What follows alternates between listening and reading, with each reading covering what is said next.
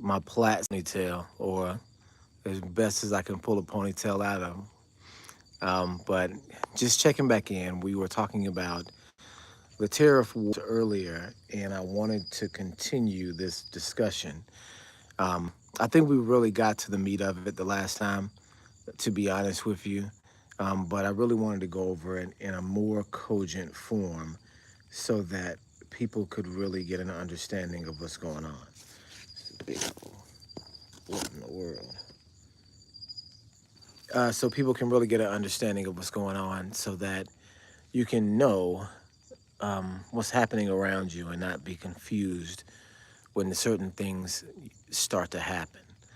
I think a lot of people are aware on the opposite side. How it works, you guys, is crazy.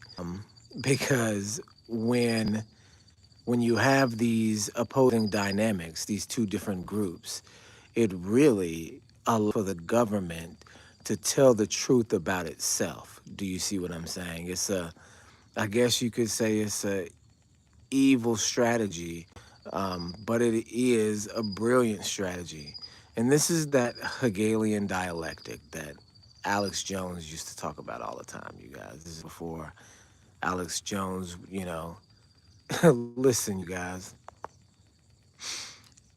there are a lot of agents out there. There's a lot of people out there that are, I guess you would just call them agent provocateurs, but people that are in place to steer you one way or the other.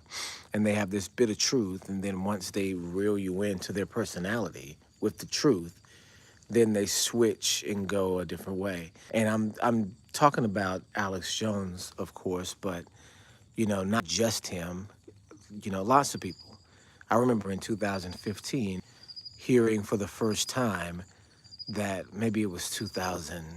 I don't know when it was. I think I was on the road. So it must have been 2014 or 2015, maybe even a little before that. I was on the road driving, and I think I was going to Texas. I would go to Texas every year. So I think I'm going to Texas, and I hear talk radio. Of course, me being so I must not have been this must have been 2012, earlier than 14, 15, because I was often at 15. 14 and 15 is when the ball really dropped. So so it must have been 2011, 2012, around that time. And driving, and I remember being on this long, dusty highway, and I'm trying to find a radio station that I can listen to something and enjoy it. And so on these long drives, I would love to listen to talk radio and, discuss the topics, what is the latest in politics. And so I'm searching for a political channel, and yeah, I get Alex Jones, and I don't even know who Alex Jones is. You know what I'm saying? I'm not in that circle at all.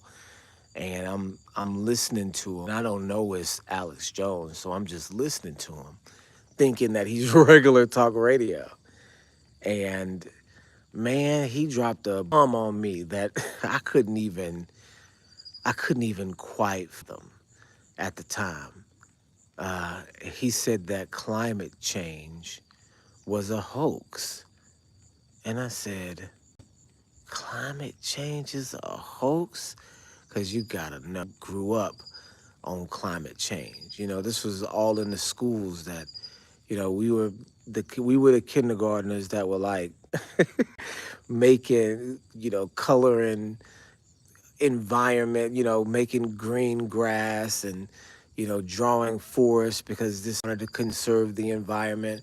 We're the children of the teachers of the hippie generation are in this, in the well, the children of the hippie generation are the teachers in generation. They're the older group, right?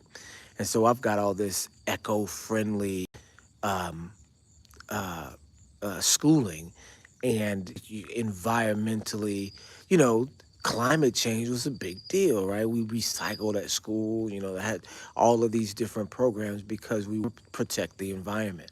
That was the theme, right? Even you guys remember Captain Planet? Captain Planet was superhero that was dedicated to the environment, that he was going to go, put out forest fires. He was going to find the poachers. He was going to find the eco-terrorists, right? The people that are dumping waste and all that, the plastic bottles. He's going to clean all that stuff up, right? And my generation was all about climate change. And Alex Jones said climate change was a hoax. And I thought to myself, that's ridiculous. Because why would it be a hoax? What benefit could you possibly have on something that is not an attack? It's not an attack on you. It's not it's not like a movie. It's not a anything. It's just like a mind that you want to protect the environment. And of course, you're talking about climate change, as in, the ozone layer disappearing, and the global warming is what they used to call it, right? They used to call it global warming. It's interesting that it's gone from warming to climate change, because we know the Earth is not a globe. But it's just a little interesting tidbit about it.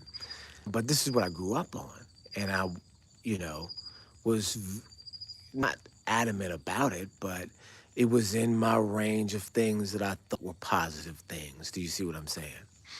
So to hear that the concept is a hoax, that the earth is not heating up and we're not changing the environment in a significant way, even though you see trash and pollution, I thought, man, no, that can't be right. I see the pollution myself. But we as humans exist in this environment, and yeah, we can change it. We can, start fires. We can create islands. We can, make the shoreline smaller or longer. There's lots of things that we can do. We can cloud seed and all of these other different things. But we're gonna make a significant enough impact on the earth to be able to change it in any significant way. That's outside of the possibility for us to do. Do you see what I'm saying? Programming that's against you, that is being used in the mainstream in order to control your mind to a psychological deception, you guys. Because that's how it works, so psychology. And so Alex Jones dropping that bombshell on me was mind blowing to me. Like, okay, well, are they using this to control the way you think? And now, instead of going this way, you go that way. And now, instead of going to throw that plastic bottle away, you make sure you go and recycle it. You think of that as a good thing. But wait a second, now you've got to have a specific type of car. You've got to have a specific type of house, because you don't want your house to emit any of the wrong things. You've got to drink a certain amount of things that aren't in plastic. You got to make sure that you style your life after these eco-friendly guidelines, right? You can take that, I guess you could call it, authority of morality, and weaponize it. Do you see what I'm saying? Weaponize it against you because you said this is the right thing. It can be used to control your behavior. And this is what Alex Jones was saying, that it applies rule of life that is unnatural. Do you see what I'm saying? That even if these concepts within the idea are good, first of all, there's no that the globe is warming. There's no proof that's happening. Second of all, the availability or the ability to be able to enter into your life, because then that means that's propagated on this lie. So it can't be about the environment. It's got to be about you. Do you see what I'm saying? It's got to be about you.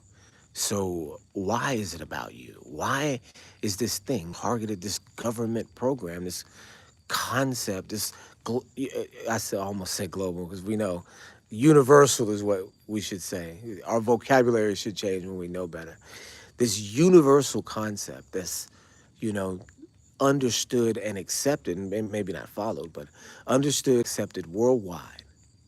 It's a lie, right? It's a crazy lie that's going to be used later to implement uh, stringent regulations on that will control your movements, right? Control what kind of car you can drive, right? That's why people are going to electric cars, because they are better on the environment, right? And what about electric cars is dangerous. They can be remotely controlled even better than the ones of gas, right? You could just cut the click. Gas cars, you know, if you got a stick shift, you can start it on a hill. Like, not if you got the button to turn that battery off. No, you don't. You don't have the ability to go. That's why they're changing these things over. You don't have the ability to go. Controlling transportation is controlling what your freedom. Do you see what I'm saying? But anyway, that's the side topic. Well, all I'm saying is that here in, and I'm just really rambling right now, but these concepts, this mindset, these things are developed.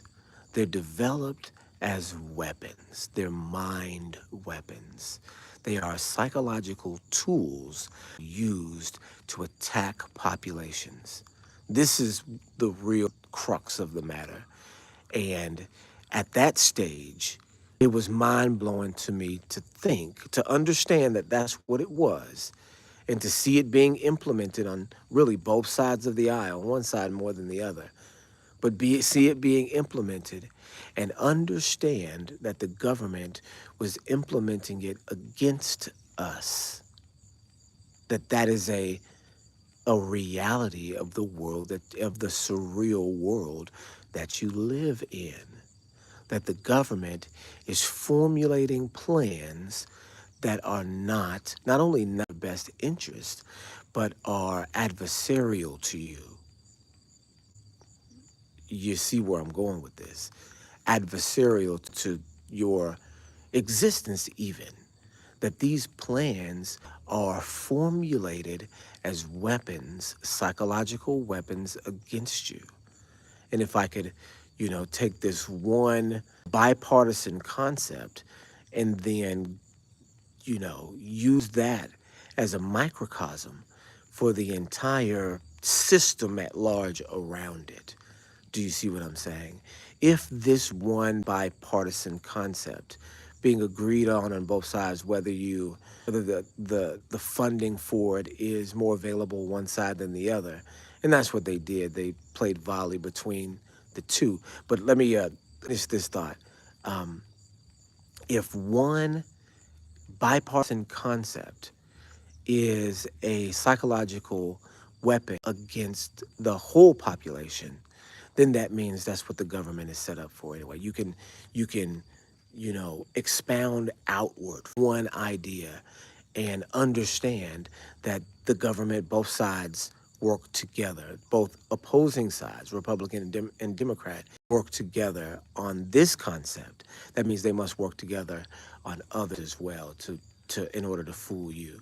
Because if the concept is false, you're hearing on the Republican side that, oh, well, there's no such thing as global warming.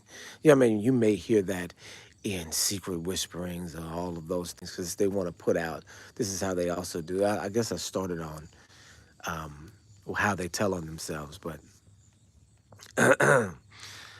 this is what they do. They release certain truths to both sides, right, in order to squeeze you in the middle. And so this is what we're doing. We're expounding out from the one concept of climate change being a tool used to control you, expounding outward to understand that if that's what it is, and this emissions and all of these different things are based on just controlling you, then that means both sides are involved. And since both sides are involved, then the play must just be against you. And that the psychological understanding of it is that both Democrats and Republicans are telling the truth about each other. That's what's wild. They are not lying to you about the other side. So if you believe them, not what they say about, this is how you decipher the news, you guys. You believe what they say about their opponent, and you don't believe what they say about themselves. Does that make sense? when you decipher the news, of course, is partisan. You got Fox News, which is Republican, and you've got CNN, which is Democratic, right? You've got MSNBC, which is Democratic, liberal, you should say.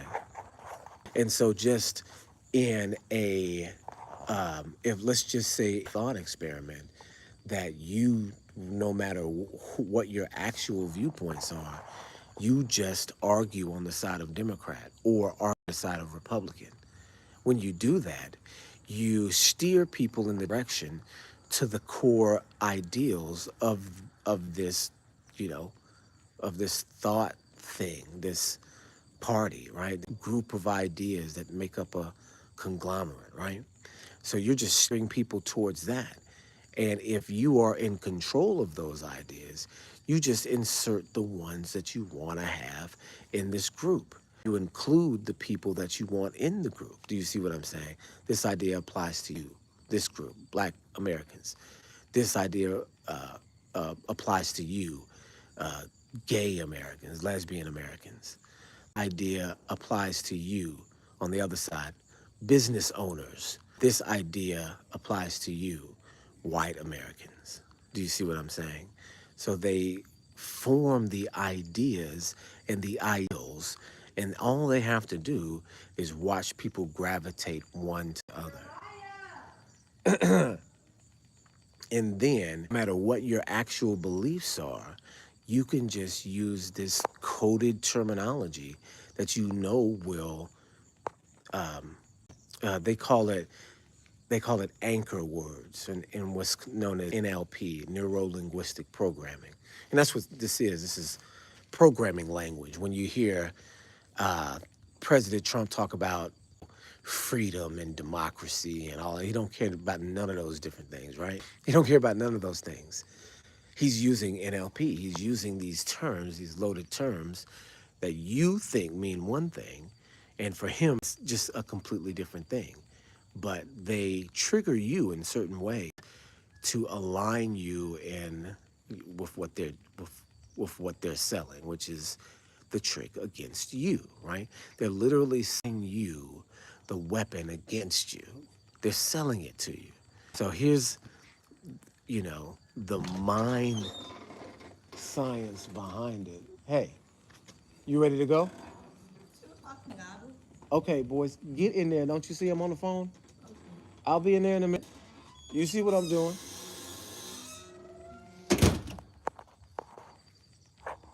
All right, yeah. So it's late here. The boys want to go to bed, but I'm sure they don't mind staying up a little bit later. But if you see the mind science behind what's going on, you can tell that it's pointing in a certain direction, right? You see that you have a group that is organized and has its own set of ideas, and then another group that has the polar opposite, and they're in themselves their own group, United States government. Do you see what I'm saying? They're color coordinated.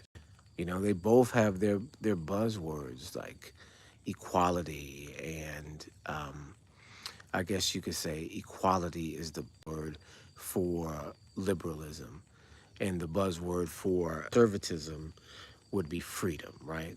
And freedom and equality are different things. Do you see what I'm saying? Even though you could say that they correlate, they're different things, right? Because you can have freedom without equality, and you can have equality without freedom. Do you see what I'm saying? And so these things mean different things to different people.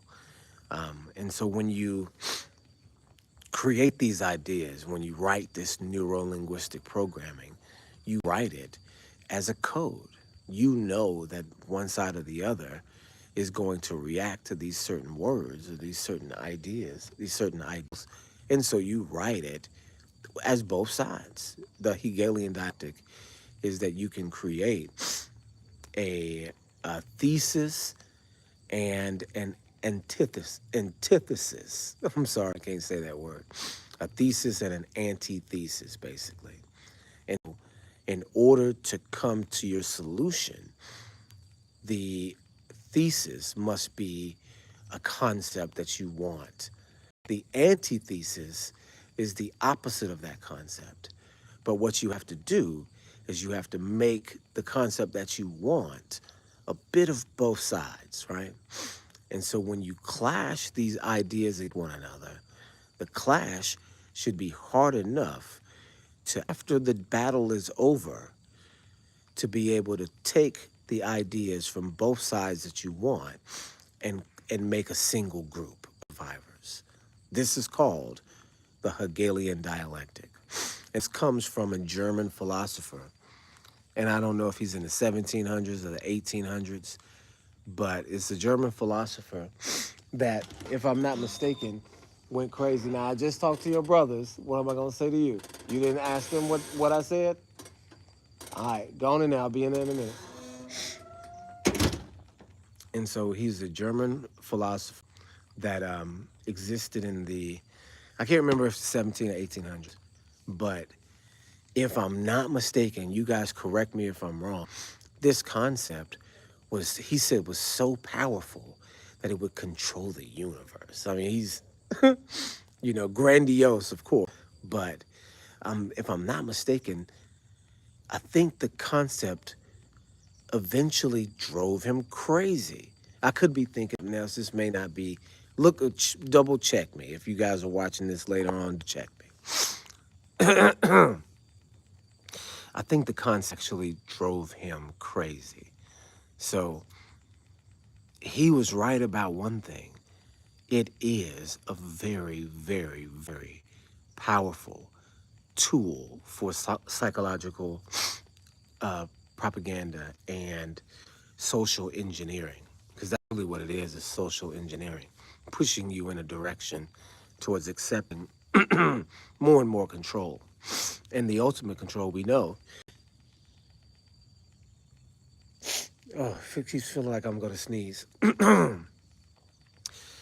And the ultimate control, we know, is the mark of the beast. That's the ultimate control that they have over you, is being able to control the things that you buy and the things that you sell. So the mark of the beast is the ultimate piece of control mechanism that we know is on the way, right? We know that it's in the future and on the way. I apologize, you guys. Sudden bout of allergies here. But yeah, so the whole concept of the government, of the modern governing style, is government versus the people. And in a government versus the people society, you would see attacks, but they couldn't be outward attacks. You couldn't be like a Kent State, right? Like people getting shot by the National Guard. Can't be that way. People will protest against that. People will take up arms against that, and there's more of them than it is of the government. So they would lose. So what you have to do is you have to attack people without people knowing it. And so this is what these ideas are. And this is why you're seeing the Austin Metcalf, Carmelo Anthony situation. This is why you're seeing that, because it's an attack on the population. It's a mind attack. Even though it was an actual attack too, it's a mind attack. And it's directed towards the population.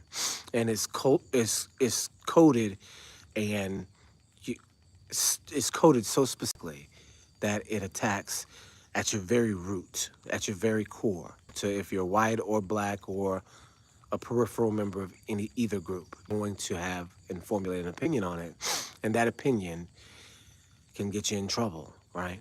The only opinion that will get you in trouble with odds is that, oh, this is staged, this is a fake thing. I know people actually died, but even with the death, it's fake. The scenario is fake. They're trying to get you to start a war. That will be equally hated on both. Do you see how brilliant these plans are? Do you see what I'm saying? They're brilliant plans. Absolutely wicked. Don't let language that I'm using fool you. Absolutely wicked plans. But you see them played out in society, and they work, like a charm, like a soul. You see what I'm saying? This is what they are. If you want to know the actual terminology for it, you can use the term psychology all day, all night, and feel, like you're using um, futuristic terms for a society that is based on, more things than just spirituality. But really, what psychology means, no matter how you try to sophisticate it, psychology, psych means soul, and ology or logi, logos is the study of, right? Like biology is the study of life, psychology is the study of the soul. Literally, that's what that word means. So when you psychologically control someone, that means you are controlling their soul. That means you're controlling the nefesh, right? The appetite, the desires of a person. You're controlling it. You're manufacturing the direction that the soul should go in. That's what this is all about. It's about mind control. See what I'm saying? It's about controlling people. And that's why it makes so much sense that you don't have government wars anymore, that you don't have China versus America anymore. You don't have that. It's not a real war. But this tariff war is not what it appears to be, you guys. It's a war, but it's a war against both populations of the opposing countries. This is play, and the play is on you, not on each other. And that's what people have to understand when they interpret the news, that everything you see is a play against you. Play against you. Everything you see is meant for you to consume it in such a way that it harms you. And I don't mean like, independent media or anything like that. What I mean is these big, huge corporations that are controlled by fear. Do you see what I'm saying? That are controlled by the multi-billion-dollar corporations that run things, right? And the people that run the families that run those corporations. That's who the world is controlled by, you guys. And so when we get into this China versus the US, they make more money off of their not doing these things, right? So that means, guys, that the joke's on you, because whatever money that they've already made, whatever deals that they've already done with one another, have been okay and going on since forever. That means they have an economic relationship, an economic partnership that you don't. They business deals together that you're not in. So how in the world do you have people that are meeting together behind closed doors? Do you have companies that are working hand in hand with one another? How then, when you see how it affects you, are they not getting together and investing in the war against you? You recognize that when you go to war against another nation, you have to invest money in it. You have to put money from the government into Lockheed Martin so that Lockheed Martin can design the missiles to go and strike the people, the poor, the peasants in Afghanistan trying to fight for their poppy fields. Do you see what I'm saying? You have to design these things. You have to design the drones, and that costs money. You have to design the rockets. You have to mass produce the drones, and that costs a lot of money. So you're going to invest that amount of money anyway into a ground war, a physical war. You're automatically also going to invest a lot of money into an economic war. Even if you have to lose a few $billions in reciprocal taxing from each opposing government, the attack on the population is so beneficial to you that it's worth the money spent, just like a ground war. Do you understand? Do you understand how this works in the modern era? Do you understand? So clearly governments against people that I shouldn't even have to say anything. I shouldn't even have to point people in this direction because it's clear. It's, I mean, it's clear to me. It's clear what's going on. It's clear that the conglomerate nation, a world nation that is run by the anti-Messiah, otherwise known as Gog Magog, is being formed right now. That the partnerships between these countries supersede the politics. Do you see what I'm saying? That this economic partnership is is a closer relationship. That Trump has a closer relationship to China than he does to you. They're in deals together already. And the only deal that you have with them is the deal that you think you have. Because you voted for him. He ain't making a deal with you. He's making a deal with them against you. Same thing with Biden. That's what I'm saying. This in Ukraine. Yeah, his family was all through Ukraine. So every penny spent in Ukraine was going back to his people. It's all a scam, you guys. It's all a scam. So if you play into either side, and I don't know why you would play in to either side, but if you play into either side, you lose. That's how you lose. If you lose if you choose. That's the crazy part. You the best way is not to play. And not be played. Do you see what I'm saying? That's why anything you see, anything you see, anything promoted, this Austin Metcalf thing, this guy getting killed, is crazy, you guys. And the dude's name is Carmelo Anthony. Automatically, you know who Carmelo Anthony is. Played for the Nuggets, if I'm not mistaken. Played for the Nuggets with a C, not a K.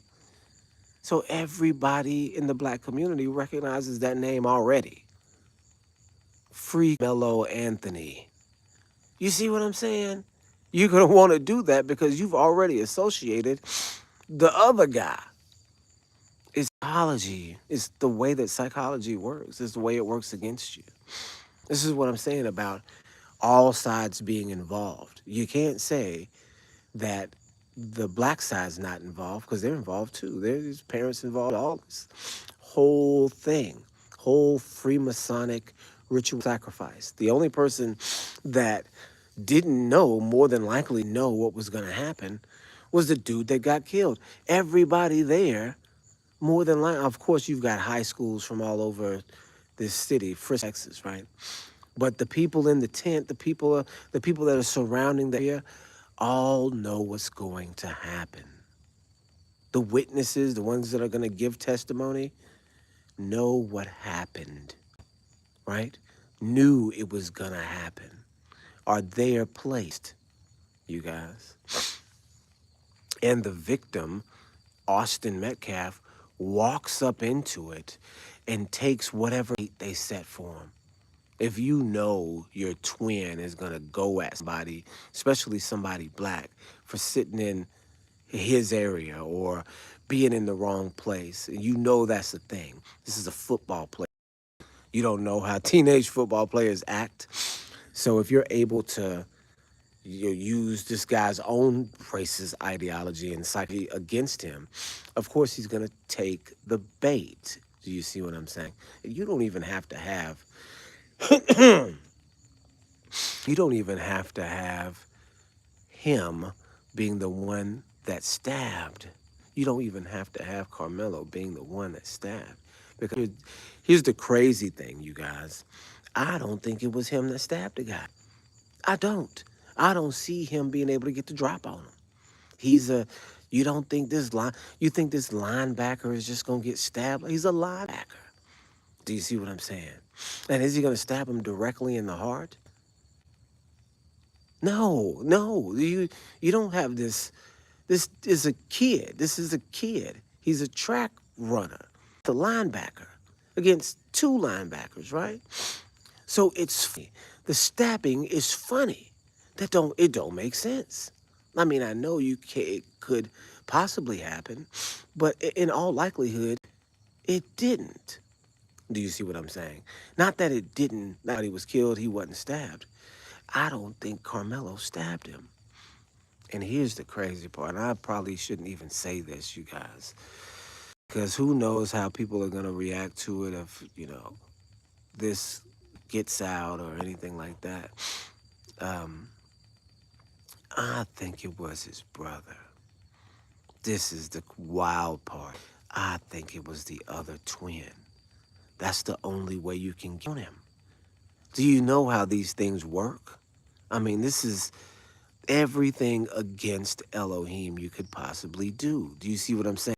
These groups, these cults are known to sacrifice people close. That's what they're known for. The closer the better, from what they say. Do you see what I'm saying? That proves your love, right? And of course, it's the twisted concept from Abraham on Mount Moriah to, of course, Elohim comes down and says, "This wasn't it. This is what wasn't in my. I wanted to test the way you felt about me. I wanted to know." And people can, look at that however they want to look at it, but that's the real deal. He doesn't require sacrifice. It's not something that he wants to have to or wants you to have to do. But the devil does. You know what I'm saying? And so the closer the sacrifice, the better. Then the twisted, perverted, warped Abraham and Isaac situation, the closer sacrifice that you can give, the better. That's why the children of Israel, you sacrifice their children, to the pagan idols. And I don't even want to bring their names up, but this is why, because the devil requires you closest. Do you see what I'm saying? So I don't think the dude would have been able to get up on the linebacker. These linebackers not slow. You see what I'm saying? You think linebacker, a heavy guy sometimes. Sometimes the linebackers are heavy. Nah, not this time. You're talking about people that dodge and sackers and people that, I don't know if he played offensive line, whatever. But you're talking about people that are not like push me downs, that you're not going to just be able to get up on. People that practice every day on how to dodge or knock people down, how to exert physical control over the next man. That's what they do for a living. It's not what a track runner does. It's not what a track runner does. So I think it was his twin that did it. And in the fake scuffle that was going on, but because this is what I think. I think the Carmelo Anthony kid, the other kid, knew one another. I think they met. I think that they knew one another and knew that this was going to have to be the play, that his twin was going to help him sacrifice his brother in order to do this. It sounds crazy, but if you know the psychology behind these situations, it's what they do. And they've got all these telltale marks on it that lets you know that it's the work of a. This is what they do. How else are you gonna get so close up on to stab him in the heart, if it's not his brother? I'm telling you, y'all. I know it sounds crazy. I know it sounds off the wall, but I'm just looking at the scene and looking at it over and over again, and I'm saying that don't make sense. This don't make good sense. Mama not crying, daddy acting all funny. He's got goat on his shirt, hidden, trying to hide it with having the cross on there, talking about God over all things. So it's hidden. It's a hidden sign. And then all through the pictures of them, kid is throwing up the devil horns, right? I don't know which twin it is. Doesn't matter, because that means it's both. Do you see what I'm saying? And so we know automatically that something's up. And in these situations, you will have everybody knowing, or at least enough people, everybody in the immediate area, because of course there's probably lots of kids at this track meet. Got everybody in the immediate area that know, that are setting it up and waiting for the situation to happen. Everybody knows except the kid that gets killed, right? Everybody knows. And so the boy, the other brother knows. Mellow kid knows. The people also that are in the tent who he came to see, or his friends in that tent, or whatever the situation is, they all know. The other people in the other school, the ones that are working at both schools, they all know. They all know that this is a plot, that they've set this up for this thing to happen. There's enough people in the cult to do this in front of everybody. So they all know, and they're all backing each other up, and they all getting ready for the situation to happen, and for Austin to walk into it, and for this black kid to come up. Austin don't like black kids. Austin looking at him, all, I'm gonna say something. You know, I'm at this track meet, but I'm a linebacker for real. And so he's gonna happening, bro. He's gonna do one of them numbers. He's gonna do that. That's what he'll do, right? And so all it takes is for him to step to the gun, his brother next to him, to set it off. And he'd never see it coming. It's the only way it could happen, you guys. You gotta Columbo these things sometimes. But I guess that's all I got. This is what I wanted to get out, that these things are all planned and organized as psychological weapons against you, and are proofs that you are in a war against your government. And the only way you win is if you participate and know that they're in a war with you. You don't get and try to fight them back. Of course you're gonna lose that, because don't nobody know. You see the people that try to fight back, they just shoot them. They just drone them. They just bombs on their houses. They just set them up. So you don't fight them, you know? You don't participate. You let people know who know.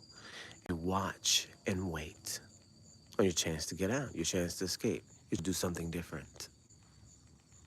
All right, you guys. Shalom, shalom.